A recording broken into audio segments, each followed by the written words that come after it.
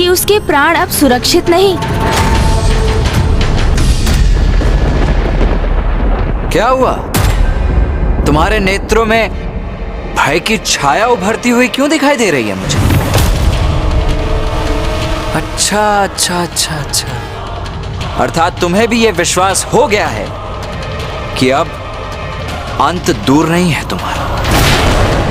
नहीं नहीं, इस कमल को मैं क्षति नहीं पहुंचने दूंगा।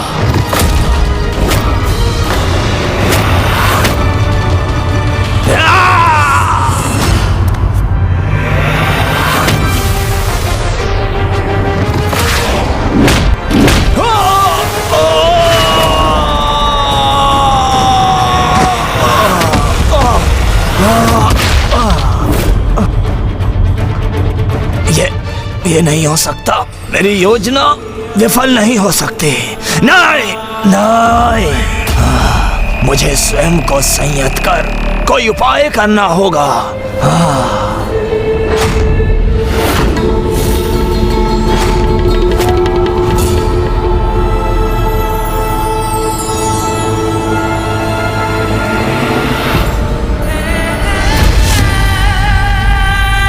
कुमार कार्तिकेय,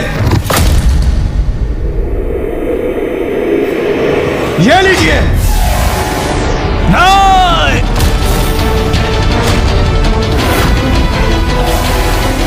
मेरे प्राण स्थित है इस कमल में। इसे देवताओं की क्रीड़ा का कंदूक नहीं बनने दूंगा मैं।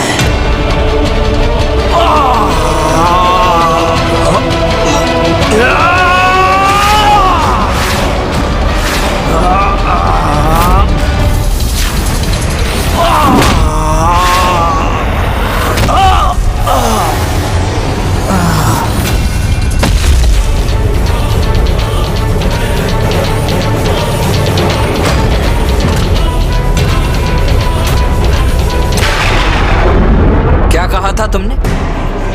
मैं अपनी माता के चरण कमल उनसे विलग कर दूं। मूर्ख, इतना भी ज्ञात नहीं है तुम्हें कि एक माता 100 पुत्रों को जन्म देने में सक्षम होती है, किंतु 100 पुत्र एक साथ आकर भी एक माता को जीवन प्रदान नहीं कर सकते। अपने आसुरी छल से माता की महिमा को खंडित करवाना चाहते थे तुम। तुम्हारे उन कुटिल विचारों और उन अनुचित शब्दों के लिए अब तुम्हें उचित दंड दूंगा मैं।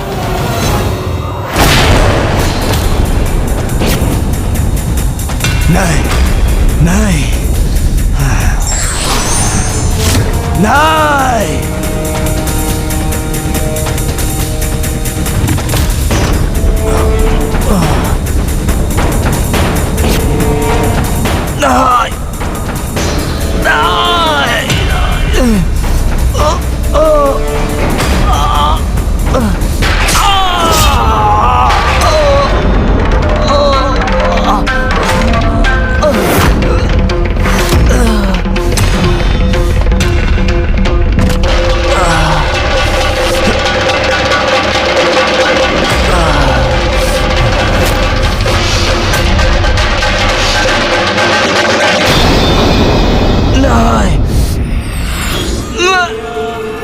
मैं भटका हुआ था, कुपथ पर था।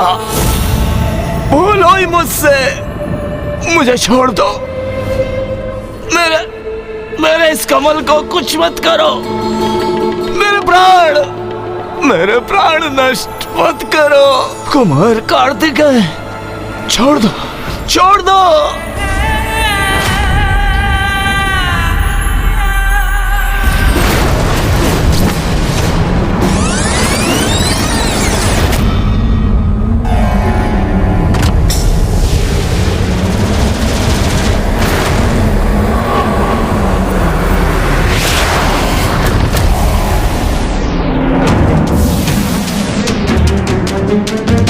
किंतु मैं क्रूर कुटिल असुर विजयी होकर ये प्रमाणित कर दूंगा कि मेरे बालक ही हो तुम।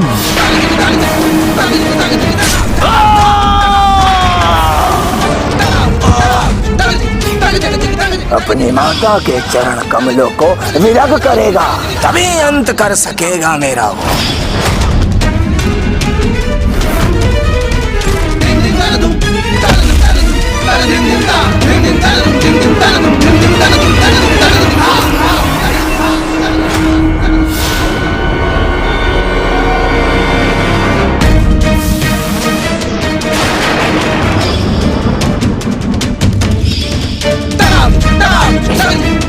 तारकासुर, अब तुम्हारी दुष्टता और तुम्हारे आतंक दोनों का आज यही इसी समय अंत करूंगा मैं।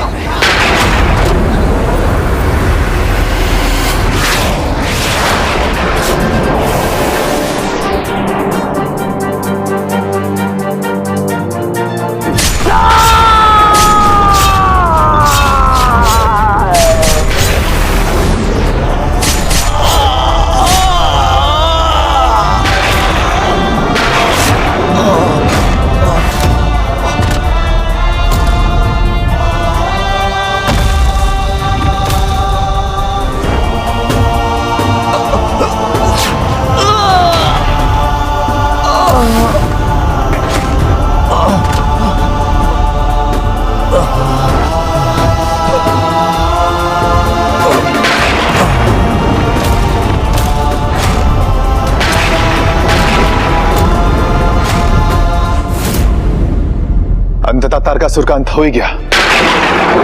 कुमार कार्तिकेय ने तारकासुर का वध कर ही दिया।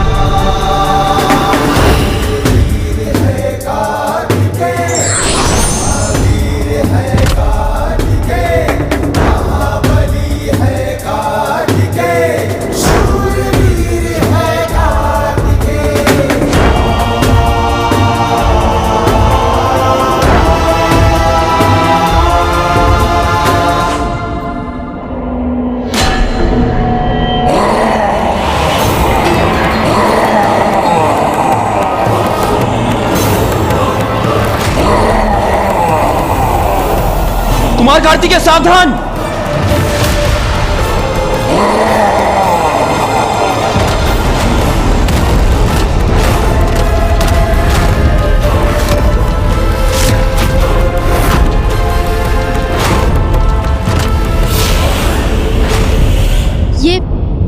ये कैसे संभव है स्वामी? तारकासुर के शेष अर्ध प्राण जिस कमल में स्थित थे, उसे तो पुत्र कार्तिकेय ने नष्ट कर दिया। फिर तारकासुर अभी भी कैसे जीवित है?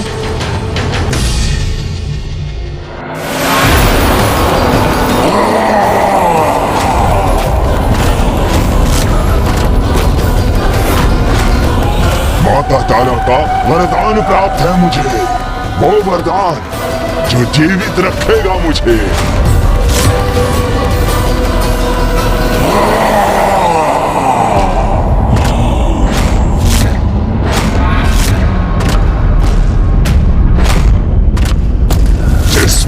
एक सर्प अपनी त्वचा त्याग कर एक नवीन रूप धारण करता है, उसी प्रकार मैं भी अपने पूर्व के शरीर को त्याग कर अपने अर्ध प्राण को सुरक्षित रखने हेतु यह दैत्याकार रूप धारण कर सकता हूँ।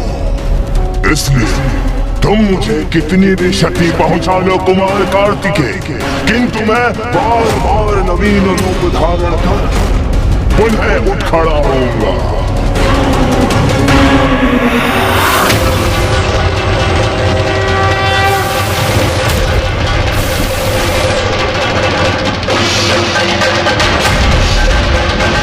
कुमार कार्तिकेय का क्रोध अब उसकी चरम पर पहुंच चुका है। तुम तो मात्र एक सर्प के समान अपना रूप ही परिवर्तित कर सकते हो ना तारकासुर, किंतु मैं तुम्हें उस सर्प रूपी शक्ति का परिचय दूंगा जो मेरे भीतर समाहित है।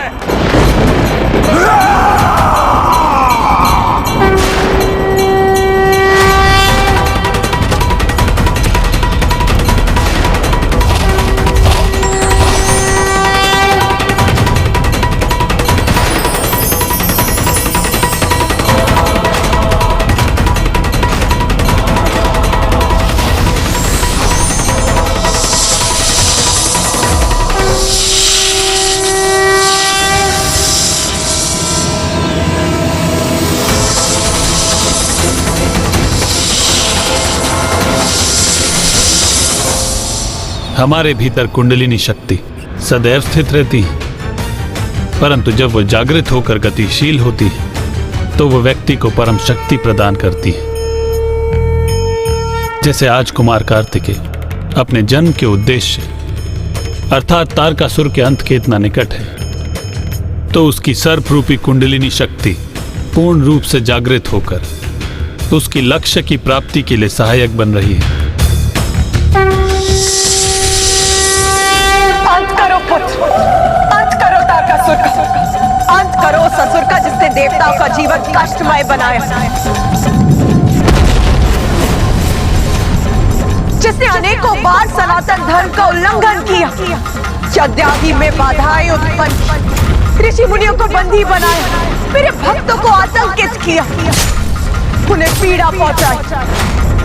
नष्ट करो उस असुर को, अंत करो उसका पुत्र। देवी पार्वती भी अत्यंत क्रोधित हो रही है।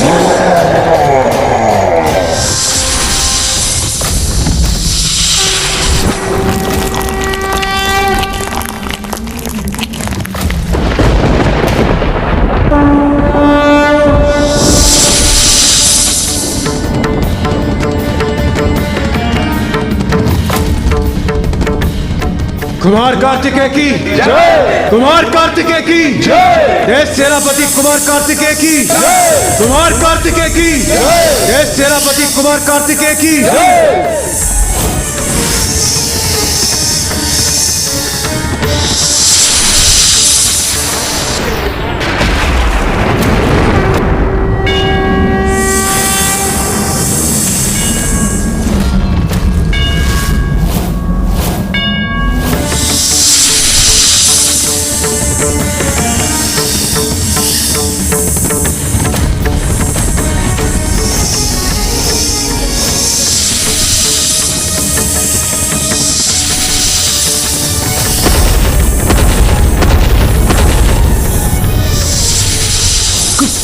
कुमार कार्तिकेय, हम असुर नहीं हैं, हम देवता हैं।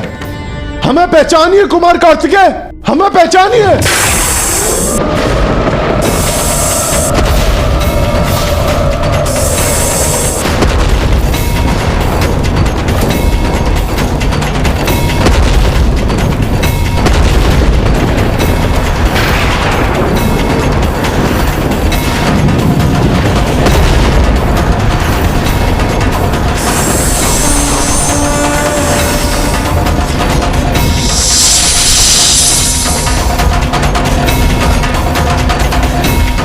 नारायण, ब्रह्मदेव, हम पे कृपा कर शीघ्र कोई उपाय कीजिए, क्योंकि सर्प रूप धारण करने के उपरांत कुमार कार्तिकेय अपने वास्तविक रूप में लौट ही नहीं रहे और उनकी उग्रता में निरंतर वृद्धि होती जा रही है।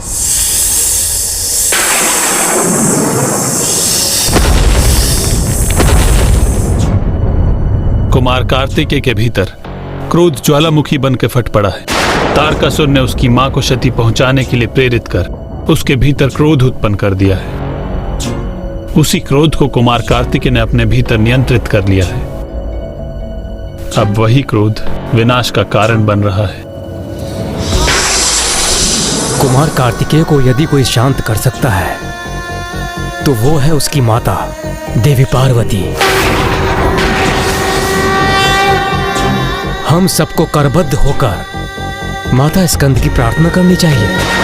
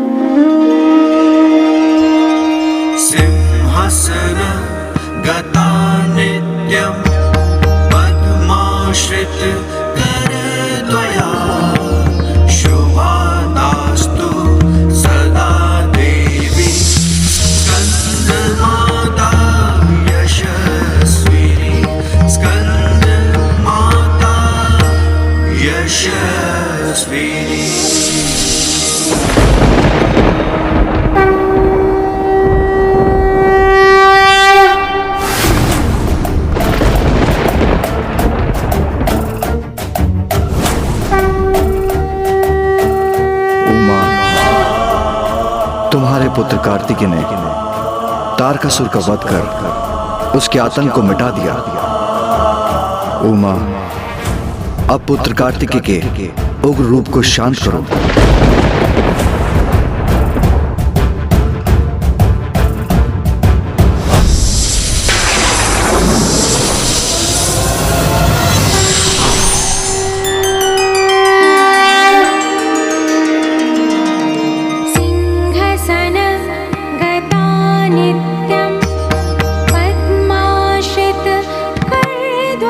पुत्र कार्तिकेय,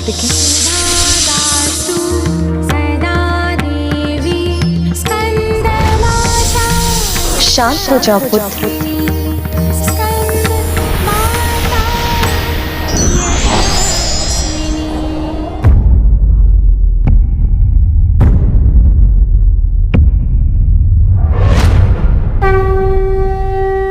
माता,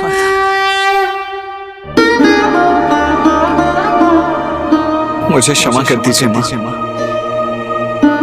मैं क्रोध के आवेश में बह गया था। मैं स्वयं पर नियंत्रण खो बैठा मां। मुझे क्षमा कर दीजिए।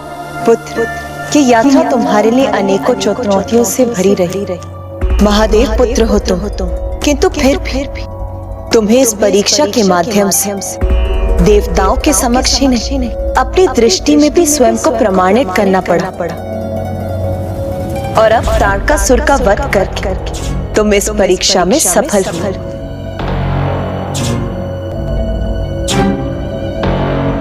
नहीं मां, आपने मुझे इस योग्य बनाया, इसीलिए मैं ये सब संभव कर सका। मेरी सफलता का आधार तो आप और पिताश्री ही हैं माता।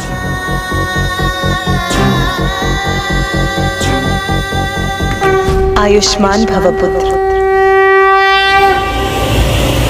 कुमार कार्तिकेय की जय, कुमार कार्तिकेय की जय, कुमार कार्तिकेय की जय, कुमार कार्तिकेय की जय, देव सेनापति कुमार कार्तिकेय की जय, कुमार कार्तिकेय की जय, कुमार कार्तिकेय की जय। कुमार कार्तिकेय तो परम ब्रह्म है, इसलिए वो इच्छानुसार कोई भी रूप धारण करने में समर्थ हैं। तो सर्प रूप धारण कर उन्होंने तारकासुर का वध किया और उसे दंडित किया, और संसार को तारकासुर के आतंक से मुक्त कराने में स्कंद माता के मार्गदर्शन ने उन्हें और भी बल और सामर्थ्य प्रदान किया। ब्राह्मण देवता, मेरी एक और उत्सुकता शांत करने की कृपा कीजिए। जो जब कुमार कार्तिकेय कृतिका देवियों की ओर बढ़ रहे थे तो वो कौन सी देवी थी जिन्होंने कुमार कार्तिकेय को दर्शन दिए, जिनके दर्शन पाकर कुमार कार्तिकेय तारकासुर की चाल समझ सके।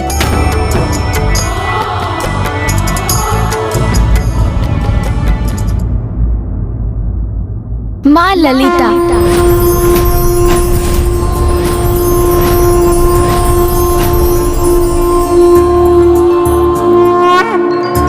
माँ आदि शक्ति की परम स्वरूप।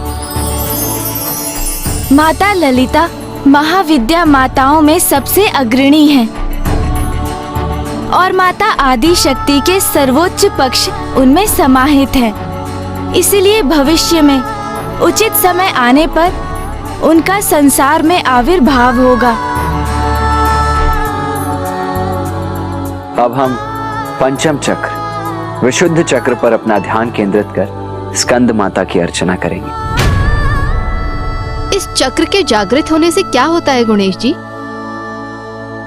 जब हमारा विशुद्ध चक्र बाधित होता है तब हमें अपना मत श्रेष्ठ प्रतीत होता है और हम दूसरे के विचारों को सदा असत्य मानकर उन्हें नकार देते हैं।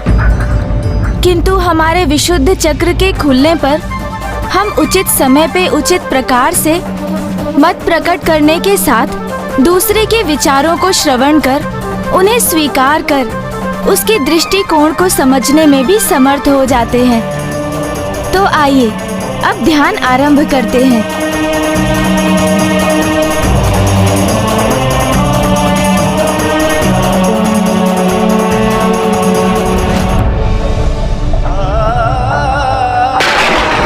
महादेव, काशी में एक ही राजा हो सकता है। यदि मुझे यहाँ राज्य करना है तो आपको यहाँ से प्रस्थान करना होगा।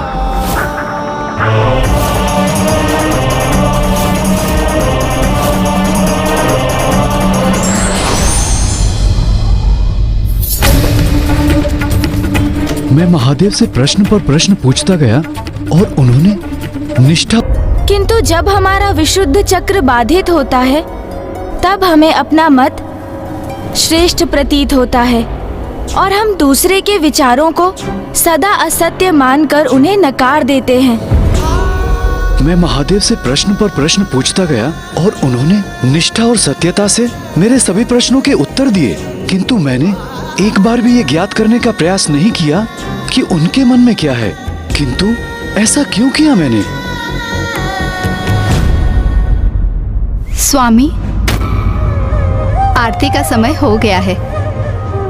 जिस प्रकार स्कंद माता ने उचित प्रशिक्षण एवं मार्गदर्शन से कुमार कार्तिकेय के श्रेष्ठतम गुणों से युक्त उनके सर्वोत्तम स्वरूप को उजागर करने में उनकी सहायता की, उसी प्रकार यदि कोई भक्त पूर्ण निष्ठा एवं भक्ति से अभी स्कंद माता की अर्चना करे तो माता अपने आशीष से उनके श्रेष्ठतम गुणों को जागृत कर उनके व्यक्तित्व को संवार देती है, उनके आत्मसंदेह को मिटाकर उन्हें ऐसा आत्मविश्वास प्रदान करती है जिससे वो सभी बाधाओं पर विजय प्राप्त करने में समर्थ हो जाते हैं।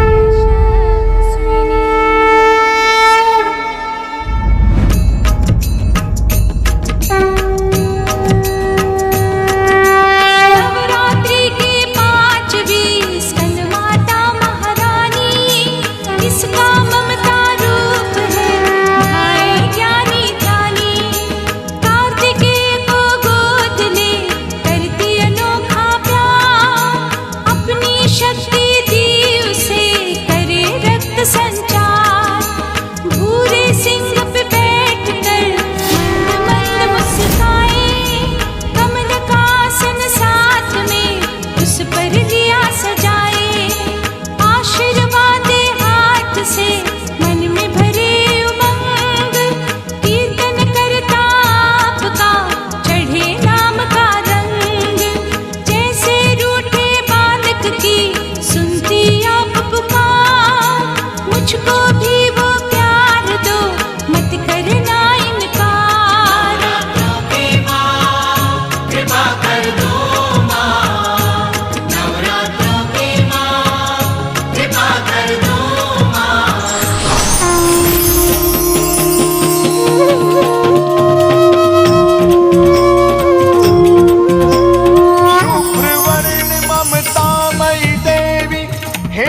स्कंद माता, सर्वोत्तम संतान की जननी, तू ही स्कंद की माता है माँ, तू ही स्कंद की माता है माँ, तू ही स्कंद की माता।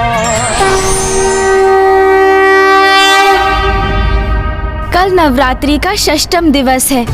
कल हम माता के छठे रूप माता कात्यायनी की कथा सुनेंगे और जानेंगे कि कैसे माँ ने जगत कल्याण हेतु अपने स्वामी महादेव का वियोग दुख सहा था।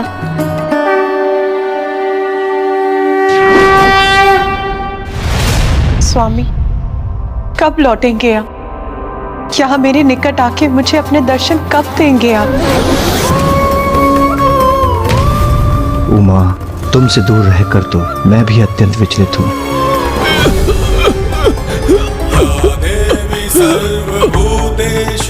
महादेव, महादेव, दर्शन दीजिए महादेव, दर्शन दीजिए महादेव।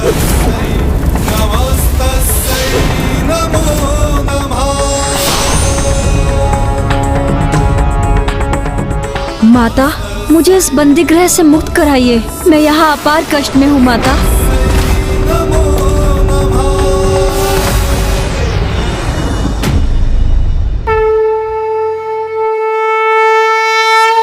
माता, स्कंद माता की महाकथा में आपको अब तक ज्ञात हुआ कि किस प्रकार कुमार कार्तिकेय का जन्म हुआ और किस प्रकार माँ आदि शक्ति ने उन्हें प्रशिक्षित कर उन्हें सबल बनाया।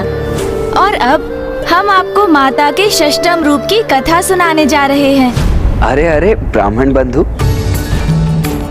आप माता से संबंधित एक अत्यंत महत्वपूर्ण प्रसंग का उल्लेख किए बिना ही कथा को आगे बढ़ा रहे हैं। अभी स्कंद माता की कथा संपन्न कहाँ हुई? इन घटनाओं के उपरांत उनके जीवन में जो संकट उत्पन्न हुए, उन्हें कैसे भूल गए आप? संकट? कैसा संकट? दक्षिण में धर्म की स्थापना का उत्तरदायित्व सौंपकर महादेव ने कुमार कार्तिकेय को वहां भेज दिया।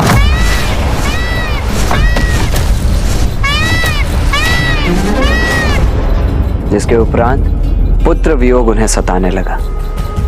और मैं पूर्ण विश्वास से कह सकता हूं कि अपने श्रेष्ठ एवं सर्वाधिक प्रिय पुत्र के वियोग की पीड़ा को मिटाने के लिए ही उन्होंने गणेश जी को उत्पन्न करने का निर्णय लिया। अर्थात गणेश जी का जन्म हुआ। तो ब्राह्मण बंधु ये बताइए, तो ये संकट कैसे हुआ? अरे आपको ज्ञात नहीं ब्राह्मण बंधु, गणेश जी तो कुमार कार्तिकेय के विपरीत बहुत ही नटखट थे। नटखट भी और उद्दंड भी। जहाँ कुमार कार्तिकेय मेधावी थे, बुद्धिमान थे और धैर्यवान थे, वहीं गणेश जी इतने उद्दंड थे कि उन्हें तो समझाना ही अत्यंत कठिन होता था। किंतु वो माता के दुलारे भी थे। उनके लिए माता की आज्ञा शिरोप्रिय थी।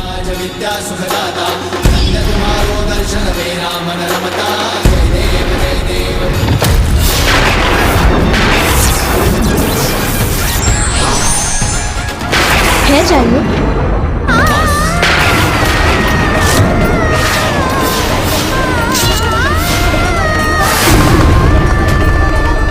गज का मुख लगने के पश्चात गणेश जी का रूप पूर्ण हुआ। माता पार्वती ने उन्हें भी शिक्षा के साथ सुसंस्कार प्रदान किए और माता के उचित मार्गदर्शन के कारण ही उन्हें प्रथम पूज्य पद की प्राप्ति भी हुई। और वो विजेता हैं गजानन। प्रथम पूज्य गणेश की, प्रथम पूज्य गणेश की। प्रत्येक माता का एक ही लक्ष्य होता है कि वो अपनी संतान में उन सभी गुणों योग्यताओं का समावेश कर सके जिससे वो जीवन में श्रेष्ठता और सफलता प्राप्त कर सके। और माता ने स्कंद माता रूप में समर्पण और निष्ठा से माता होने का दायित्व निभाया। और इस प्रकार समाप्त होता है माता स्कंद की कथा। आइए अब हम माता आदि शक्ति के षष्ठम रूप माता कात्यायनी की कथा कहेंगे।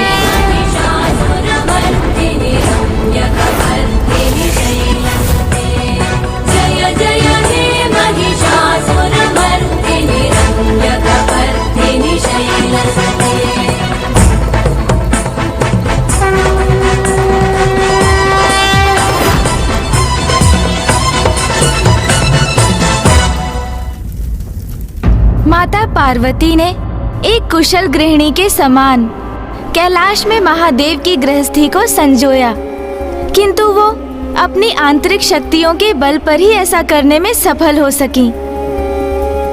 किंतु स्त्री शक्ति उसके गृह की सीमाओं से नहीं बंधी होती है।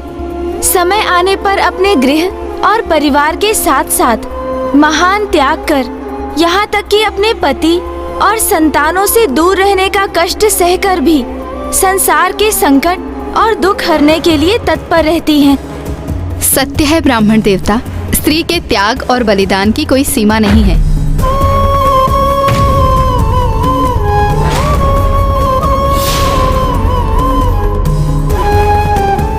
आपने सर्वथा उचित कहा माता। त्याग की प्रतीक स्त्री के इस रूप के दर्शन करेंगे हम माता कात्यायनी की कथा में, क्योंकि इस रूप को धारण करने हेतु माता को अपने स्वामी महादेव एवं दोनों पुत्रों कुमार कार्तिकेय एवं गणेश जी से दूर होने पर विवश होना पड़ा था। ये उस समय की घटना है जब संसार पर एक महा अत्याचारी दैत्य का आतंक छाया था और वो दैत्य महिष रूप में भी परिवर्तित हो सकता था। इसीलिए उसका नाम था महिषासुर। महिषासुर ने कठोर तप कर ब्रह्मदेव से वरदान प्राप्त किया कि उसका वध मात्र और मात्र कोई स्त्री ही कर सके, क्योंकि वो स्त्रियों को दुर्बल और हीन मानता था और उसे विश्वास था कि ये वरदान पाकर वो अमर हो गया है और उसके अनुसार कोई भी स्त्री उसका वध करने में सक्षम नहीं होगी। वरदान प्राप्त करने के उपरांत महिषासुर की शक्ति में वृद्धि होने लगी। उसने देवताओं को पराजित किया, त्रिलोक पर अपनी विजय प्राप्त की और संसार में महिषासुर का आतंक छा गया।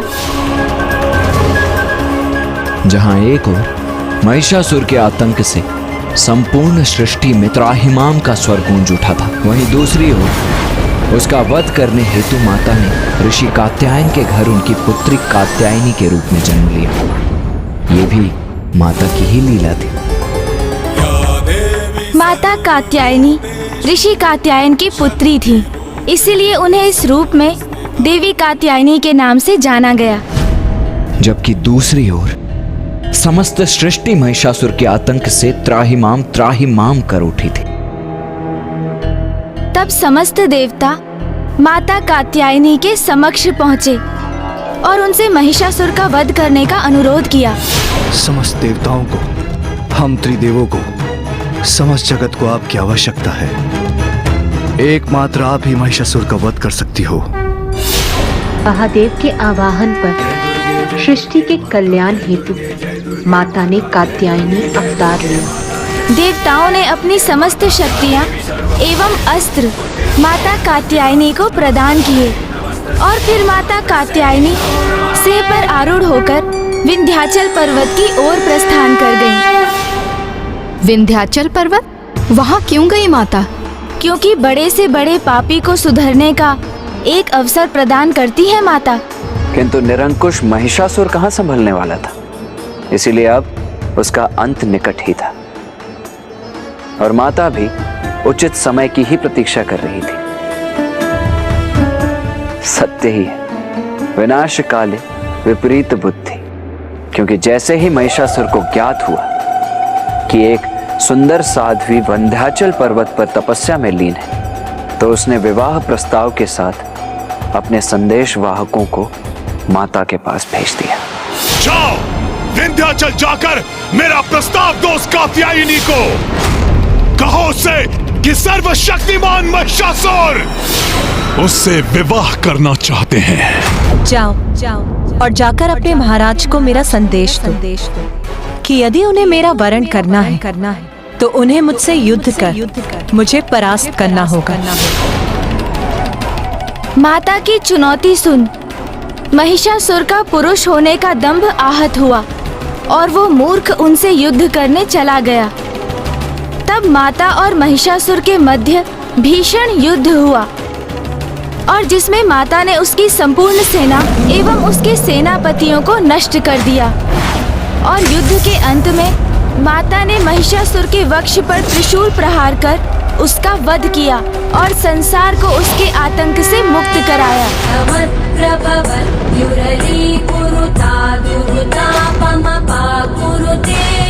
जय जय हे महिषासुरमर्दिनि रम्यकपर्दिनि शैलसुते। जय जय हे महिषासुरमर्दिनि रम्यकपर्दिनि शैलसुते।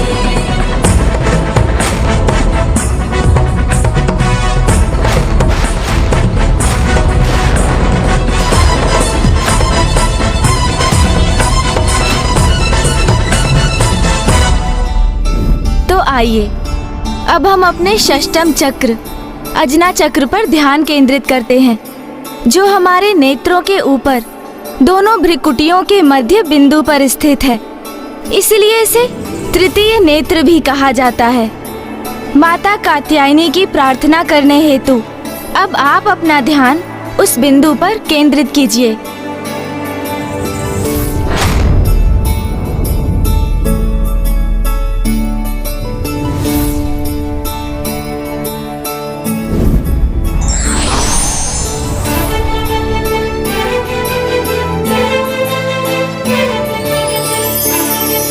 अब मेरा स्वयं से साक्षात्कार हो रहा है।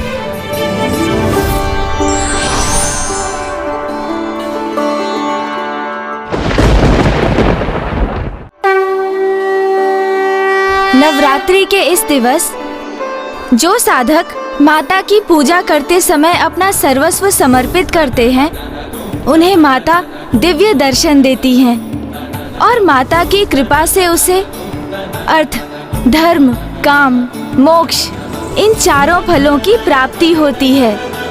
और वो जब तक जीवित रहता है, मृत्यु लोक में भी उसे स्वर्ग के अलौकिक तेज का अनुभव होता है। और पूर्ण भक्ति एवं निष्ठा भाव से जो भक्त माता की पूजा करते हैं, उनके जीवन से शोक, संताप, भय सदा सदा के लिए दूर हो जाते हैं और वो साथ ही जन्म जन्मांतर के पापों से मुक्ति प्राप्त करता है। अब हम माता कात्यायनी की आरती करेंगे।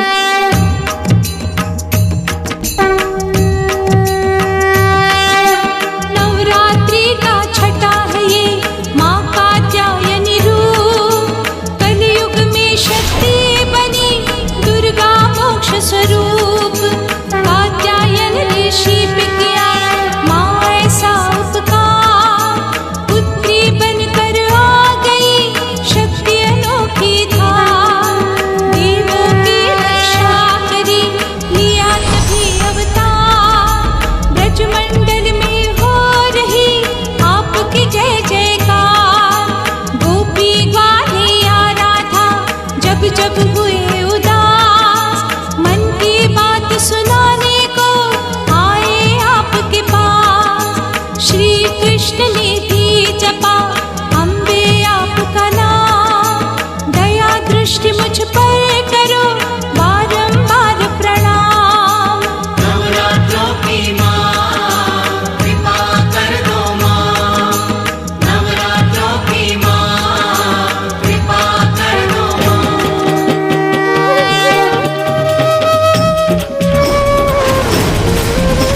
शक्ति रूप महिषासुर मर्दिनी हेमा कात्यायनी। नारी का आदर्श प्रतीक तू ही जगत की जननी है माँ, तू ही दानव घातिनी है माँ, तू ही दानव घातिनी।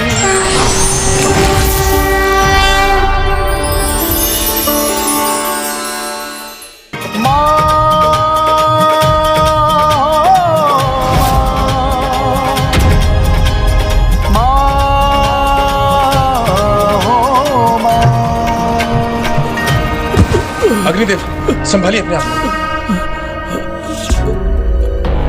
अग्निदेव संभालिए, आइए संभालिए अपने आप को। ब्रह्मदेव, नारायण, हम सभी देवता दुर्बल हो गए। कृपा कुछ कीजिए प्रभु, कुछ कीजिए। ये तो बहुत दुख की बात है कि यहाँ आप देवताओं की ऐसी दुर्दशा हो रही है और वहाँ वेद माता भी अपार कष्ट में है।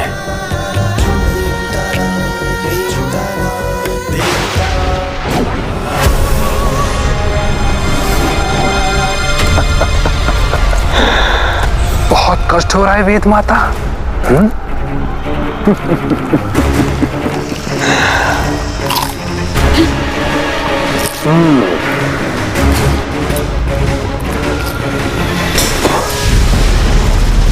बहुत दुर्बल हो गई तुम वेद माता। बड़े दुख की बात है। मुझे यहाँ से मुक्त करो दुर्गमासुर। मुझे यहाँ से प्रस्थान करने दो। वेद माता, तुम्हें मुक्त करूंगा तो संसार में ज्ञान का प्रसार होना पुनः आरंभ हो जाएगा। मनुष्य सदाचारी हो जाएंगे, ईश्वर की पूजा यज्ञ आदि में लीन हो जाएंगे। इसलिए तुम्हारे यहां बंदी रहने से तुम्हारा ज्ञान संसार से लुप्त रहेगा, अज्ञानता छाए रहेगी और मूर्ख अज्ञानियों को मैं किसी भी दिशा में भटकाकर अपना सेवक बना लूंगा।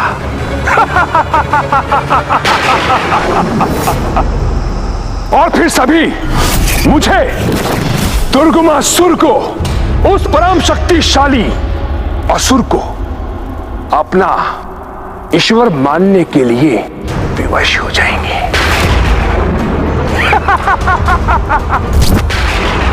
वेद माता, मैं हूं दुर्गमासुर, जिसने ब्रह्मलोक से वेद माता का हरण कर संसार से वेदों का अस्तित्व ही मिटा दिया। इसलिए मैं तुम्हें कदापि मुक्त नहीं होने दूंगा वेद माता। माता, माता आदिशक्ति, मेरी सहायता कीजिए माता।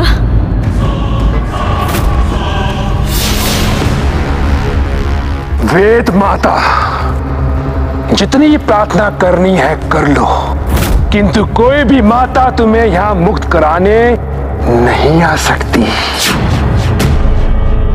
अब सिर्फ संसार में मेरी पूजा होगी, दुर्गमासुर की। मैं संसार में इतना आतंक फैलाऊंगा, इतना आतंक फैलाऊंगा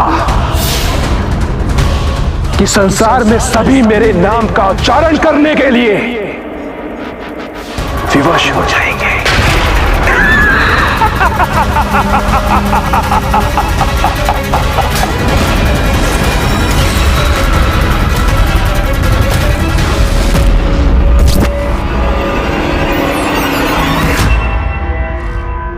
हमारे पास अब समय बहुत ही अल्प है महाराज, इसलिए माता की संपूर्ण कथा का समापन करना होगा हमें, क्योंकि मुझे आभास हो रहा है कि इस समय दुर्गमासुर के कारण संसार में पापाचार बढ़ता ही जा रहा है।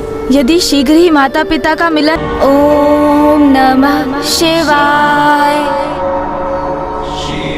ओम नमः शिवाय।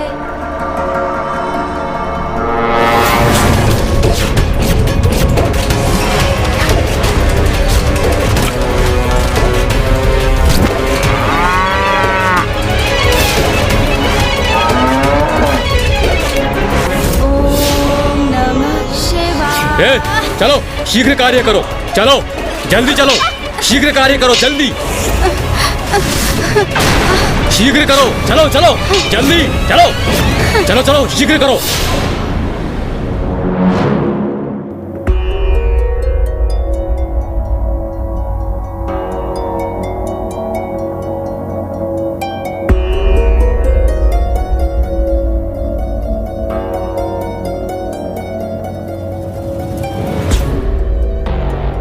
गणेश, क्या हुआ अनुज? भैया, संसार में सर्वत्र पाप रूपी अंधकार का ही विस्तार हो रहा है। जो माता अपनी संतानों को सुसंस्कार प्रदान करती हैं, वही अपने कर्तव्य की अवहेलना कर रही हैं। पुरुष श्रम करने के स्थान पर मदिरा पान में ही व्यस्त हैं।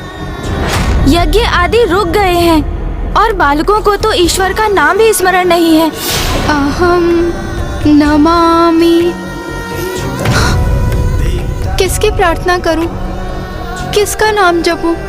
ईश्वर का नाम स्मरण ही नहीं हो रहा मुझे। क्या करूं?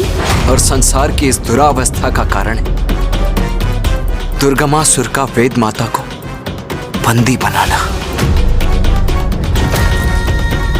हाँ भैया, वेद माता से रिक्त ज्ञान लुप्त हो गया है संसार से। मनुष्य अज्ञानता के प्रभाव में पशुता की ओर बढ़ रहे हैं। उनके विवेक अर्थात अच्छाई और बुराई के मध्य भेद करने की क्षमता का ह्रास हुआ है। इसलिए पापाचार में वृद्धि हो रही है। देखो गणेश, नवरात्रि समाप्त होने में अब मात्र 3 ही दिवस शेष है।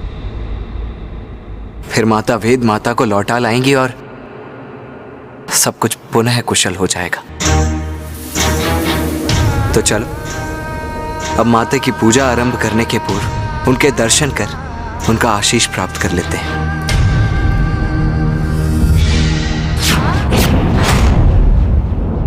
माता, आज हम महाराज देवोदास और महारानी सरला को आपके सप्तम रूप की कथा सुनाने जा रहे हैं। हमें आशीष दीजिए कि हम ये कार्य भली भांति संपन्न कर सकें। आप हमें राजभवन लौटने की अनुमति दीजिए माता। पुत्र कार्तिक, पुत्र गणेश, वहां जाने के पूर्व ऋषि जयगस्वे से भेंट कर उनके कुशल का ज्ञात अवश्य कर लेना। जो आज्ञा माता।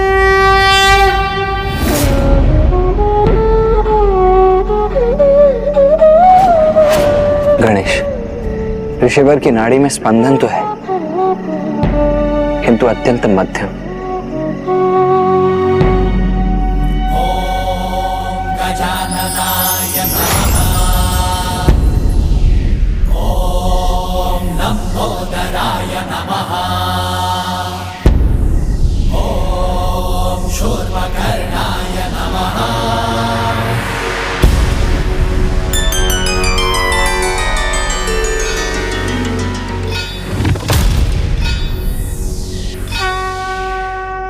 यह उचित किया गणेश।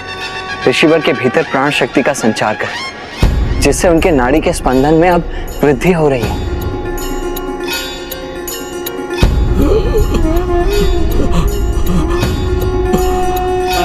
महादेव, आप आ गए प्रभु।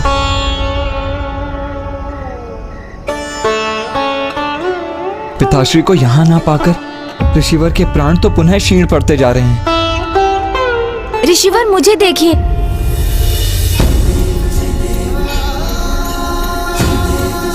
प्रथम पूज्य गणेश जी, महादेव कहाँ हैं? ऋषिवर, मुझ पर विश्वास रखिए। आपको महादेव के दर्शन अवश्य होंगे और आप अपनी पूर्ण आयु भोगेंगे। किंतु उसके लिए आपको अपने संकल्प को पूर्ण करने हेतु जीवित रहना होगा। जब महादेव मुझसे अप्रसन्न हैं, तो ऐसे जीवित रहने से क्या लाभ? किंतु अब मैं क्लांत हो चुका हूँ। तो मैं आपको प्राणायाम की विधि स्मरण कराता हूँ, जिससे आपके जीवन में नवीन ऊर्जा का संचार हो सके। और प्राणायाम से आरोह अवरोह की प्रक्रिया से व्यक्ति अपने श्वास पर नियंत्रण रख अपनी आयु एवं अपने प्राण की ऊर्जा में वृद्धि करने में समर्थ होता है। अब आप प्राणायाम का अभ्यास कर अपने प्राण को मध्यम एवं नियंत्रित गति में ले जाने का प्रयास कीजिए।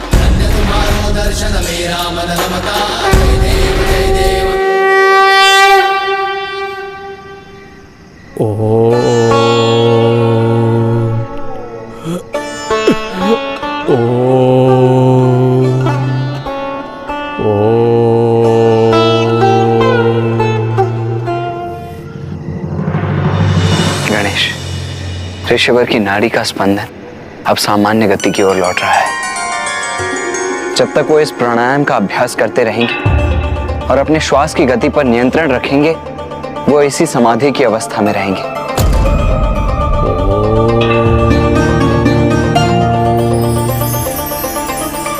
भैया, किंतु ये तो एक अस्थायी समाधान ही है और अभी 3 दिवस शेष है।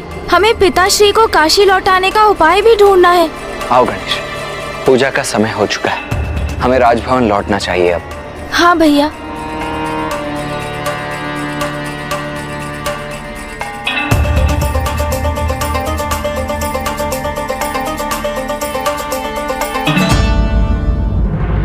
आज नवरात्रि के सप्तम दिवस हम माता काल रात्रि की पूजा करेंगे। माता काल रात्रि अर्थात माता आदिशक्ति की वो रूप जो काल अर्थात मृत्यु को अपने वश में करने में समर्थ है। इस रूप में माता संसार को स्त्री की इच्छा शक्ति का परिचय देती है और ये दर्शाती हैं कि स्त्री शक्ति, भक्ति एवं तपोबल से अपने परिवार पर आए किसी भी संकट को दूर करने में सक्षम होती है, फिर वो संकट मृत्यु ही क्यों ना हो। किंतु माता का काल रात्रि स्वरूप अत्यंत भयंकर भी है। इनके शरीर का रंग गहन अंधकार के समान काला है। शीश के केश बिखरे हुए हैं और इनके कंठ में विद्युत समान चमकीली माला स्थित है। माता के 3 नेत्र हैं जो ब्रह्मांड के प्रतीक के समान गोलाकार हैं। प्रत्येक नेत्र से विद्युत समान चमकीली प्रकाश किरणें प्रस्फुटित होती हैं। इनकी नासिका से श्वास प्रवाह के स्थान पर भयंकर अग्नि के समान ज्वालाएं प्रवाहित होती हैं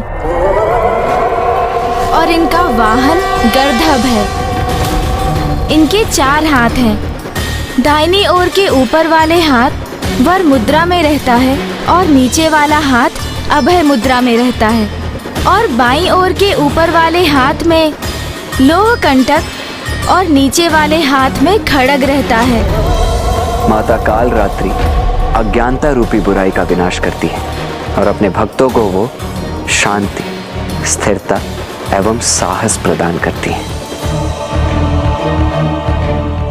स्वरूप से भयंकर प्रतीत होने वाली माता काल रात्रि की पूजा का फल सदैव शुभ होता है, इसीलिए इनका एक नाम शुंभकारी भी है।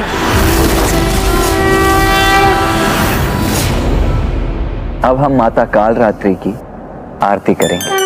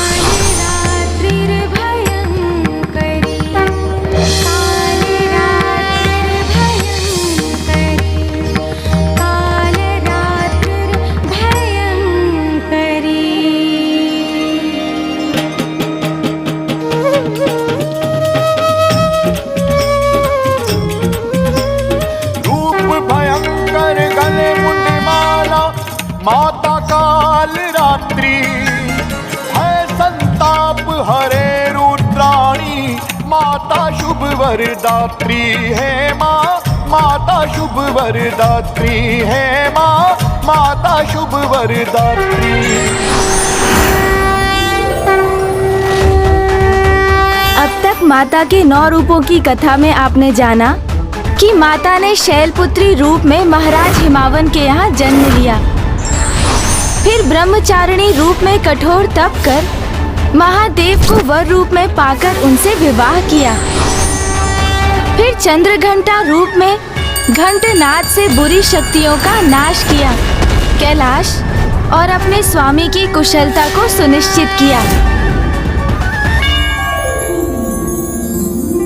माता कुष्मांडा स्वरूप में माता ही संसार की प्राण शक्ति होती हैं। के स्मित हास्य से ब्रह्मांड का जन्म होता है। स्कंद माता रूप में माता ने कुमार कार्तिकेय एवं गणेश जी को संस्कार प्रदान किए। जिस प्रकार एक नारी अपने गृह में अनुशासन एवं समय का महत्व समय समय पर सबको ज्ञात कराती रहती है और अपने क्रियाकलापों से सभी को संचालित करती है, उसी प्रकार माता कालरात्रि हमें समय का ज्ञान देकर, समय पर नियंत्रण रखने की प्रेरणा देकर हमें अनुशासित करती है। माता के इस स्वरूप का प्रादुर्भाव तो इस कल्प में आगे चलकर होगा और तभी संसार को माता की कथा का ज्ञान भी होगा। किंतु ब्राह्मण देवता, आपने ये नहीं बताया कि माता कालरात्रि के जाप से, उनकी प्रार्थना से कौन सा चक्र जागृत होता है? महाराज, अंतिम चक्र अर्थात सहस्रार चक्र तभी जागृत हो सकता है जब आप माता की शेष नवरात्रि कथा का श्रवण करेंगे। उसके लिए आपको थोड़ी और प्रतीक्षा करनी होगी महाराज।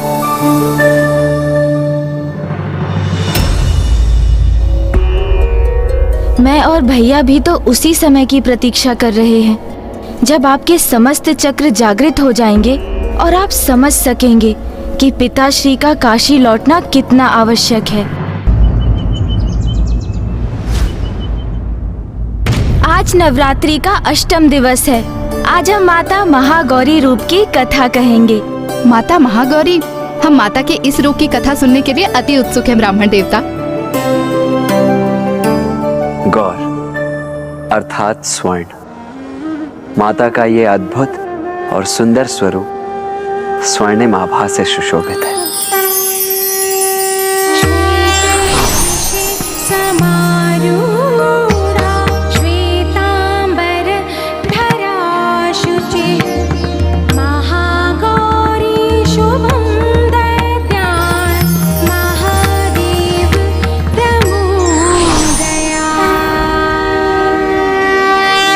बात उस समय की है जब माता पार्वती गणेश जी को उत्पन्न कर मातृत्व का सुख प्राप्त कर चुकी थी।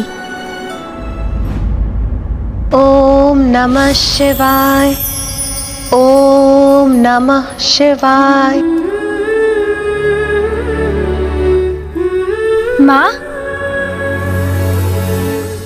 पुत्र,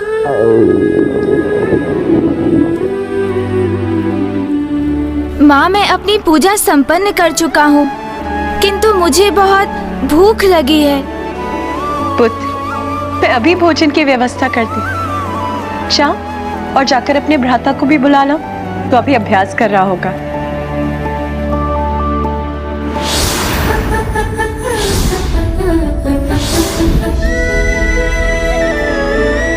माता तो पूर्ण रूप से अपनी गृहस्थी की देखरेख में मग्न हो गई थी। महादेव के साथ अपने पुत्रों के सुख का ध्यान रखने के साथ कैलाश को सुव्यवस्थित रखने में मग्न थीं वो।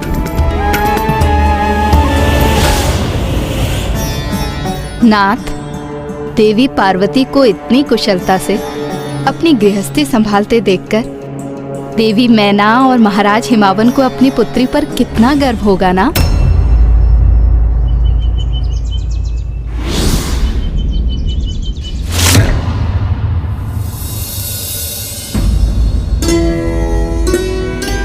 क्या हुआ नाथ? मेरे शब्दों का श्रवण कर आप इतने चिंतित क्यों हो गए? प्रिय देवी पार्वती, गृहिणी का कर्तव्य तो बड़ी कुशलता से निभा रही हैं, किंतु मुझे आशंका है कि वो इस साधारण दिनचर्या में कहीं इतनी तल्लीन तो नहीं हो गई हैं कि अपना वास्तविक परिचय ही भूल गई हैं। उन्हें इस बात का भी स्मरण नहीं कि वो वास्तव में कौन है। यह सत्य है कि वो एक पुत्री होने के साथ साथ एक पत्नी भी है और एक माता भी है, किंतु इससे भी पूर्व वो देवी आदिशक्ति हैं। देवी पार्वती को उनके वास्तविक अस्तित्व का स्मरण कराने का समय आ गया है। आप उन्हें ये स्मरण कराएंगे? नहीं, यदि इसमें मुझसे तनिक भी त्रुटि हो गई तो मैं देवी आदि शक्ति के कोप को सह नहीं सकूंगा। किंतु यदि आप सृष्टि रचयिता ब्रह्मदेव इसमें अपनी असमर्थता जता रहे हैं तो फिर अत्यंत कठिन कार्य को करने में भला कौन समर्थ होगा? और कौन? ये तो स्वयं भोलेनाथ महादेव को ही करना होगा।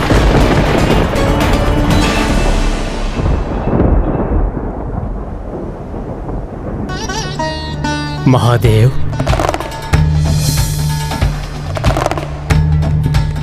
क्या हुआ ब्रह्मदेव? किस चिंता ने आपको यहां आने पर विवश कर दिया? महादेव, जगत कल्याण हेतु अब वो समय आ गया है जब देवी पार्वती को अपने देवी महागौरी रूप में प्रकट हो जाना चाहिए। ब्रह्मदेव, ये तो आपको भी भली भांति ज्ञात है कि देवी आदि शक्ति अपना दिव्य स्वरूप किसी कारणवश ही प्रकट करती हैं। जैसे यदि सृष्टि पर किसी असुर का आतंक छाया हो या उनकी संतानें किसी बड़ी संकट में हो आदि। तब ऐसा एक कारण आपको ही उत्पन्न करना होगा महादेव।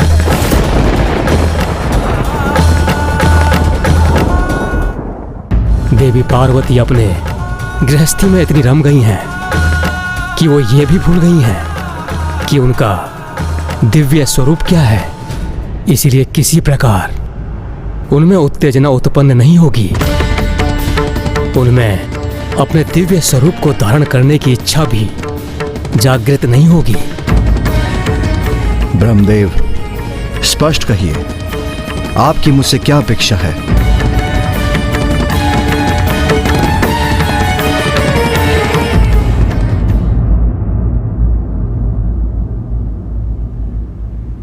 क्या हुआ माता? आप अचानक इतनी विचलित क्यों हो गईं? ब्राह्मण देवता इतनी कठोर तपस्या कर माता ने पति रूप में महादेव का सानिध्य प्राप्त किया और फिर संतान प्राप्ति के मार्ग में भी उन्होंने इतनी बाधाओं का सामना किया। और अब जब माता को कुमार कार्तिकेय और गणेश जी के रूप में संतान सुख की प्राप्ति हुई और उनका जीवन एक पूर्णता प्राप्त कर चुका था, तो उनके द्वारा एक गृहिणी के दायित्व को निभाने में अनुचित क्या था?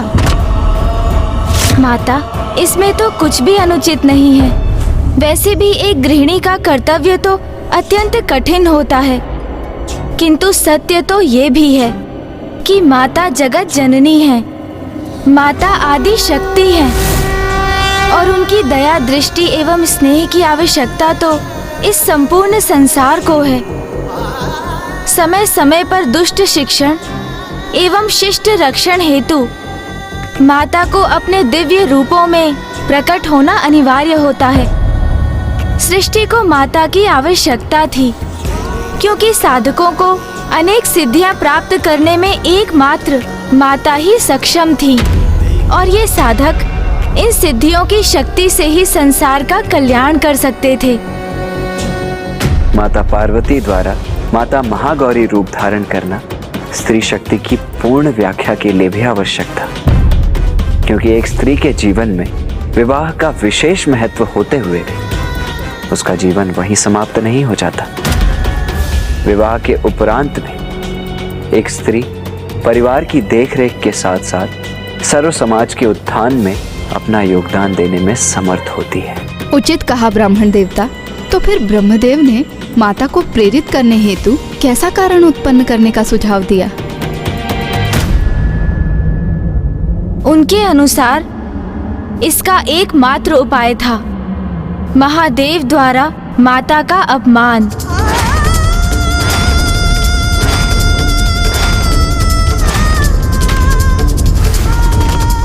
निंदा, निंदा,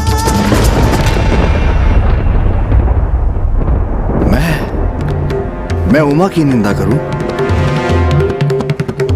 हाँ महादेव,